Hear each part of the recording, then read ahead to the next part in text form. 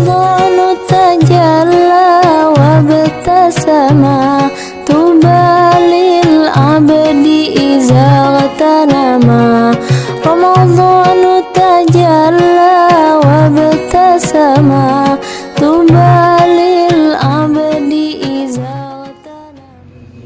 Assalamualaikum warahmatullahi wabarakatuh. Alhamdulillahilladzi arsala rasulahu bil huda wa dinil haq liyuzhirahu 'alad dini kullih walau karihal kafirun. Asyhadu an la ilaha illallah wa asyhadu anna Muhammadar Rasulullah la nabiyya ba'dah, amma ba'd. Lisan adalah anggota tubuh kita yang sangat penting. Allah Subhanahu wa taala menyebutkan salah satu nikmat yang besar yang diberikan kepada manusia berupa lisan yang dapat digunakan untuk berkata yang baik dan berkata yang fasih, yaitu seperti dalam surat Ar-Rahman ayat keempat, Bismillahirrahmanirrahim, 'allamahul bayan. Allah mengajarkan manusia untuk pandai berbicara dengan fasih.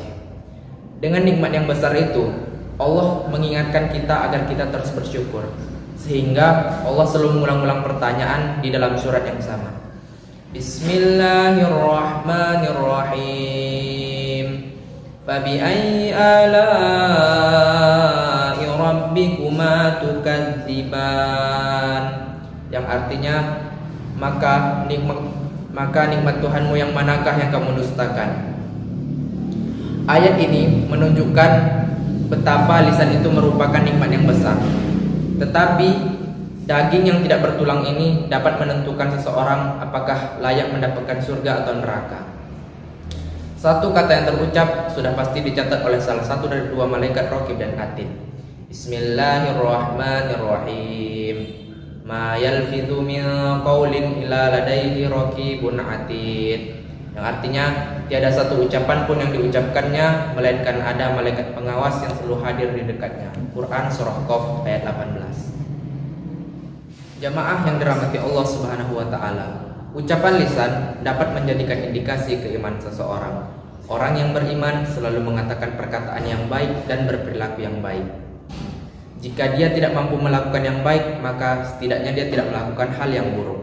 Sebagaimana sabda Rasulullah SAW yang artinya, barang siapa yang beriman kepada Allah dan hari akhir, maka hendaklah ia berkata baik atau diam. Begitulah pentingnya lisan, hingga Rasulullah SAW pernah menyampaikan kebanyakan ahli neraka itu disebabkan karena lisan mereka sendiri. Di dunia ini, hanya gara-gara lisan orang sangat mudah menceraikan istrinya. Hanya gara-gara lisan diri seseorang tidak lagi dihargai oleh teman-temannya. Hanya gara-gara lisan orang rela membunuh saudaranya. Dan hanya gara-gara lisan orang yang baik bisa terfitnah, dan fitnah itu lebih kejam dari pembunuhan. Na'udzubillahi min dzalik. Maka dari itu hendaklah kita berhati-hati dengan lisan kita, sebab pepatah mengatakan mulutmu adalah harimaumu. Betapa indahnya jika kita memanfaatkan lisan kita untuk mengatakan perkataan yang baik. Setiap perkataan yang baik itu bernilai sedekah. Maka dari itu hendaklah kita mensyukuri nikmat Allah Subhanahu wa taala. Sebab jika kita tidak mensyukuri nikmat Allah, kita termasuk orang-orang yang kufur yang akan disiksa di alam kubur. Semoga kedepannya kita lebih bisa berhati-hati dengan lisan kita agar kita tidak rugi sendiri baik di dunia maupun di akhirat. Wallahu a'lam bishawab, wallahu muwaffiq ila aqwamit thoriq. Wassalamualaikum warahmatullahi wabarakatuh.